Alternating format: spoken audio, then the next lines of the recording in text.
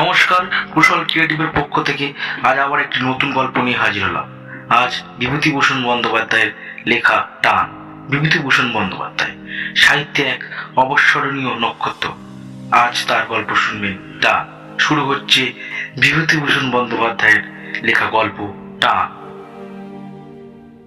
গল্প নয়, সত্য ঘটনা। যার মুখে আমার এই গল্প শোনা তাদের পরিবারবর্গ কর্ম উপলক্ষে পূর্ব আফ্রিকার নাইরোবি শহরে অনেকদিন থেকে বাস করছিলেন। ওদেশের নানা গল্প আমি বন্ধুটির মুখে সেদিন বসে বসে শুনছিলাম। সকালবেলা পাহাড়ি পথে একা বেড়াতে বার হয়েছি।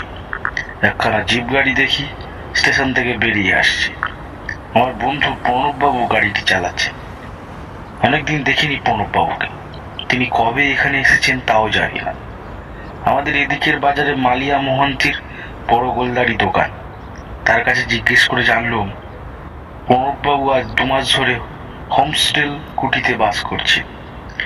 মিনিট 35 পরে প্রণববাবু ও আমি দুজনে বসে গল্প করছিলাম ও চা পান করছিলাম। অনেকদিন পরে আমার দেখা সাক্ষাৎ এবং দুজনেই খুব খুশি হয়েছিলাম এইরকম হঠাৎ দেখা হয়। প্রণববাবু বললেন, এখানে খেয়ে যাবেন?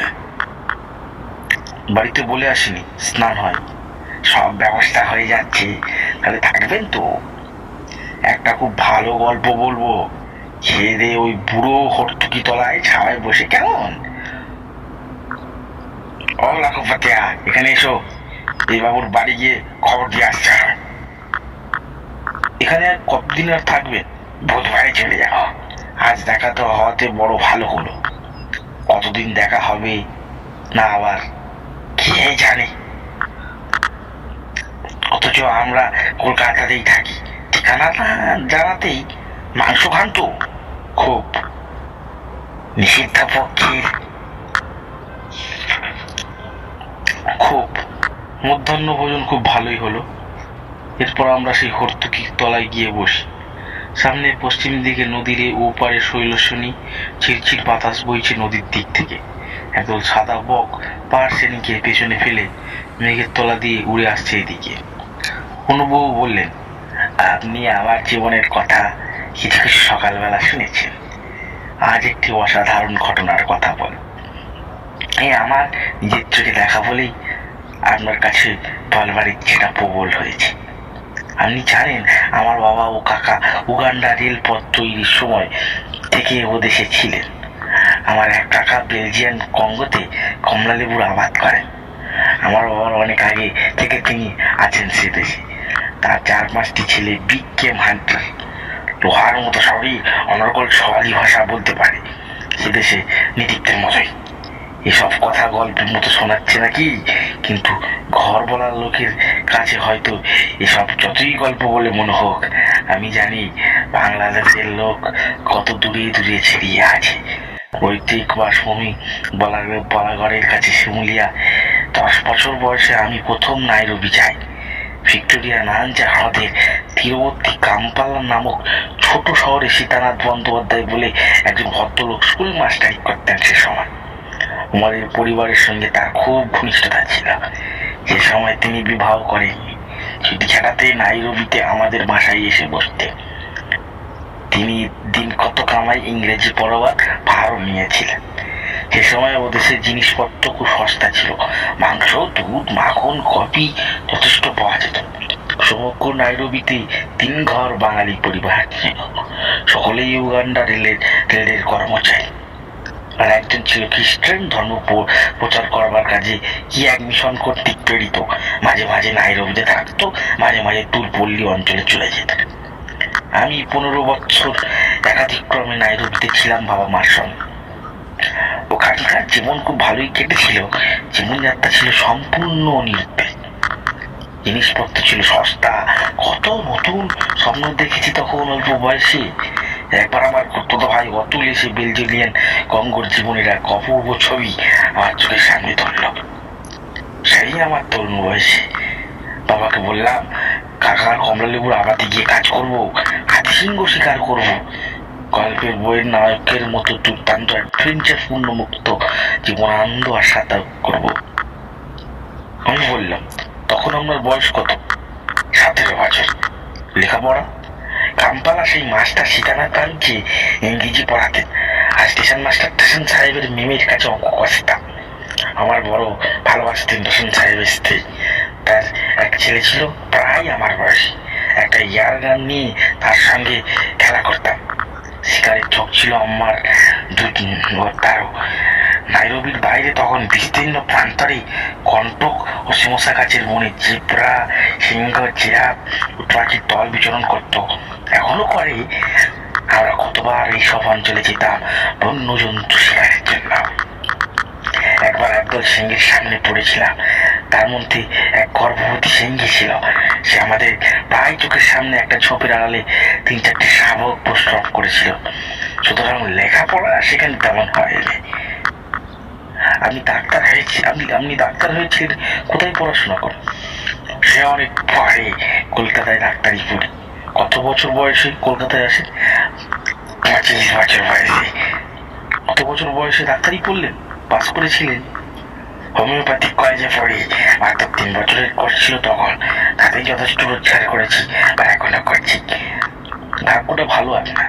আমি প্রথম প্র্যাকটিস করি দারে সালামে, তারপর মুম্বাসায়, ওখান থেকে বোম্বে থেকে কলকাতায় এলাম। পয়সা যা কিছু বেশি রোজগার করি সবই দারে সালামে। ইচ্ছে ছিল আবার সেখানে যাই, কিন্তু সেখানে আর সুবিধা হবে না। মালায়ান গভর্নমেন্টের আওতায় উৎসাহ যে যার অবস্থায় সৃষ্টি করেছে। ভারতবাসীদের আর সেখানে হয়তো সুবিধা হবে না, ওরাই বেশি ডাকতো। কারা? আফ্রিকানরা। ওদের মধ্যে ভারতীয় মেয়ে বিয়ে করেছিল সে সময়। অনেক মেয়ে ভারতীয় স্বামী গ্রহণ করেছিল। আস্তে আস্তে উভয় সমাজে প্রথাটা চালু হচ্ছিল। এইবার আসল গল্পটা বলুন।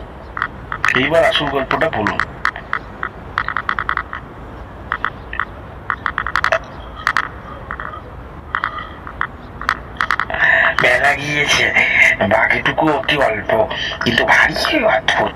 শরীরে তো ফুরিয়েই যাবে। তার চেয়ে চলুন চা খেয়ে সেরে নেওয়া যাক। চা খাওয়া হলো।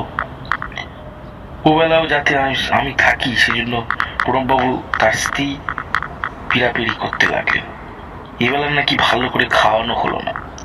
আমার খাবার নাকি খুবই কষ্ট হলো। সন্ধ্যার পর আর্ধস্না অন্ধকারের মধ্যে প্রণববাবু আবার গল্প শুরু করলেন, সেই টুকিতলায় বসে।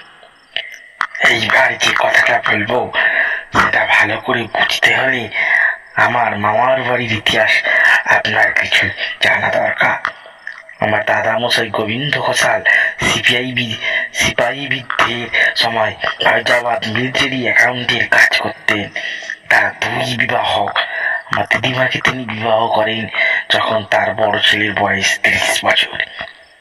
আমার মা তার শেষ বয়সের সন্তান। কিন্তু আশ্চর্যের বিষয় এই যে আমার সে দিদিমা সদবা অবস্থায় দেহত্যাগ করেন। আমার মাকে মানুষ করে বামা বলে এক পুরনো ঝি। আমার মামার বাড়ি। আমার দাদামশাই তখন চাকরি থেকে অবসর নিয়ে হুগলি জেলায় নিজের গ্রামে এসেছেন। বামা মাকে ঠিক নিজের সন্তানের মতোই মানুষ করছিল। বাইরে কোথাও গেলে সন্ধ্যার পর পিছু পিছু যেত মার বড় বয়সেও। মামা কোথাও যেত না। নিজের দেশ বর্ধমান জেলার যে ক্ষুদ্র গ্রামটিতে তার পৈতৃক ভিটে। মার ভার নেওয়ার পর থেকে সে কখনো আর গ্রামে পদার্পণ করেনি।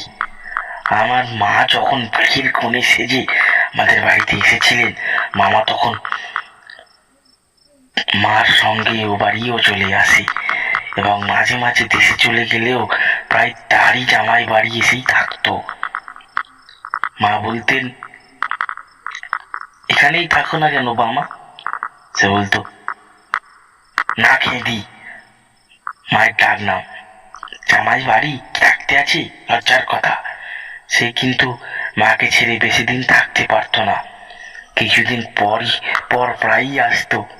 আসবার সময় মা যা খেতে ভালোবাসতেন, ছেলেবেলায় নারকেল, নাড়ু, চিড়ে, কলা এসব জোগাড় করে নিয়ে আসতো। শুধু হাতে কখনো আসেনি। বাবা কিন্তু মারা যায় আমার মামার বাড়িতেই। হঠাৎ কি একটা অসুখ হয়ে মার সঙ্গে দেখা হয়নি। মা সেজন্য খুব দুঃখ হয়েছিল। আমাদের কাছে পর্যন্ত বামার নাম করতেন আর চোখের জল ফেলতেন। আমি বললাম, আপনি বামাকে দেখেছিলেন? না, আমার দাদা দেখেছিলেন। তখন দাদা 6-7 বছর বয়স। তারপর তারপর কর্ম উপলক্ষে বাবা মা উগান্ডা চলে গেলেন এবং সে দেশেই বাস করতে লাগলেন। আমরাও গেলাম ক্রমে সে দেশে। বাবার চাকরির উন্নতি হলো। আমার এক বোনের বিয়ে হলো মোম্বাসায়। সেখানে হুগলি জেলার বন্দিপুরের রামতরণ চক্রবর্তী শিপিং কোম্পানির অফিসে চাকরি করতেন। তার বড় ছেলে শিবনাথ আমার ভগ্নিপতি। পরের বৎসর আমার মা মারা গেলেন। আমার বোনের বিয়ের আগেই থেকেই তিনি হৃদরোগে কষ্ট পাচ্ছিলেন। একদিন সন্ধ্যার পর আমাদের সঙ্গে গল্প করতে করতে বললেন শরীরটা কেমন করছে। তারপর ঘরের মধ্যে বিছানায় শুয়ে পড়লেন। ডাক্তার আসবার আগেই মারা গেলেন। এইবার আসল কথাটা এসে গিয়েছে। মা তো মারা গেলেন সন্ধ্যার সময়। অনেক রাতে লোকজন জোগাড় হলো। যে কটি বাঙালি পরিবার নাইরোবিতে সে সময় থাকতো তাদের সকলের বাড়ি থেকেই মেয়েরা ও পুরুষেরা এলেন সে রাতে। আমাদের বাড়ি খবর পেয়ে রাত 11টার পর আমরা শ্মশানে মৃতদেহ নিয়ে গেলাম। নাইরোবির বাইরে শহর থেকে প্রায় 1 ক্রোশ দূরে অপেক্ষাকৃত নিচু জায়গায় নদীর ধারে শ্মশান। স্থানটা বড় নির্জন ও ঘাসের জঙ্গলে ভরা। রাত্রে ওসব স্থানে সিংহের ভয় ছিল খুব বেশি। সিংহের উপদ্রবে রাতে কেউ বড় একটা মরা নিয়ে যেতে সাহস করতো না শ্মশানে। আমাদের সঙ্গে অনেক লোক ছিল। আলো জেলে ও বন্দুক নিয়ে আমাদের দল মৃতদেহ শ্মশানে নিয়ে গেল। মৃতদেহ চিতায় চড়ানো হয়েছে। দাদা মুখাগ্নি করলেন। আমি সবাই অদূরে বসে আছি। এমন সময় আমার ছোট ভাই দেবু আঙুল দেখিয়ে বললে, ওই দেখ, ও কে দাদা? আমি চেয়ে দেখলাম শ্মশানের দক্ষিণ দিকে একটা গাছতলায় একজন ভারতীয় বিদ্যা মহিলা চুপ করে বসে এক দৃষ্টি চিতার দিকে চেয়ে আছে। পরনে তারা মহিলা ধান কাপড়। বাবা সেদিকে চেয়ে উঠলেন, সর্বনাশ, ও যে বামাজি। দাদা বললেন, হ্যাঁ বাবা, বামা দিদিমার মতো দেখতে বটে। বাবা বললেন, তোর মনে আছে? একটু একটু মনে পড়ে বাবা। আমরা সবাই অবাক হয়ে সেদিকে চেয়ে রইলাম। সত্যি এই গভীর রাতে এই দুর্গম সংকুল শ্মশানভূমিতে কোনো বাঙালি মেয়ে আসবার কথা কেউ কল্পনা করতে পারে না। আমরা কেউ তাকে চিনিও না। কেবল চেনেন বাবা এবং সামান্য কিছু চেনে দাদা। তাদের সাক্ষ্য সেখানে সেদিন গভীর এক তত্ত্বের অবতারণা করলে কোথায় বা চিতা, কার মৃতদেহ, মৃত্যুই বা কার। বৃক্ষতলে উপবিষ্ট নারমূর্তি কিন্তু আমাদের দিকে লক্ষ্য করেনি। সে সম্পূর্ণ নিষ্ক্রিয় উদাসীন ভাবে এক দৃষ্টি জ্বলন্ত চিতার দিকে চেয়ে বসেছিল। এখনো সে ছবি দেখছি চোখের সামনে। চিরকাল আঁকা থাকবে সে ছবি আমার মনের পটে। হুগলি জেলার এক অখ্যাত গ্রাম থেকে মৃত্যুঞ্জয়ী স্নেহের টানে আজ 20 বছর পরে বামাজি চলে এলো পূর্ব আফ্রিকার নাইরোবি শ্মশানভূমিতে। বেশিক্ষণ আমরা দেখতে পাইনি। সব সত্য বোধহয় মিনিট 5-6 হবে বামাজিকে আমরা দেখতে পেয়েছিলাম সবাই মিলে। তারপরে মিলিয়ে গেল সে মূর্তি।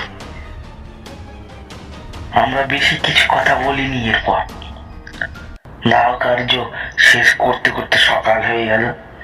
নদীতে স্নান করে আমরা বাড়ি ফিরে এলাম। তখন বেলা 7:30। ওই নদী তীরেই আমার মার দশপিণ্ড দেওয়া হয় এবং 10 দিন পরে মন্ত্রোচ্চারণ করেছিলেন রেল হরিশ রঘুনাথ গাঙ্গুলি। নাইরোবি বাঙালিদের মোটামুটি বিয়ে পৈতে ষষ্ঠী পুজো তিনিই করতেন। তার নামই ছিল আমাদের পুরুত কাকা। নদীর ওপারে শৈলশ্রেণীর সন্ধ্যার অন্ধকারে থেকে গেল। নমস্কার, কুশল ক্রিয়েটিভের সকল শ্রোতা বন্ধুদের জানাই আজকের মতো প্রণাম। শেষ হলো বিভূতিভূষণ বন্দ্যোপাধ্যায়ের গল্প টান।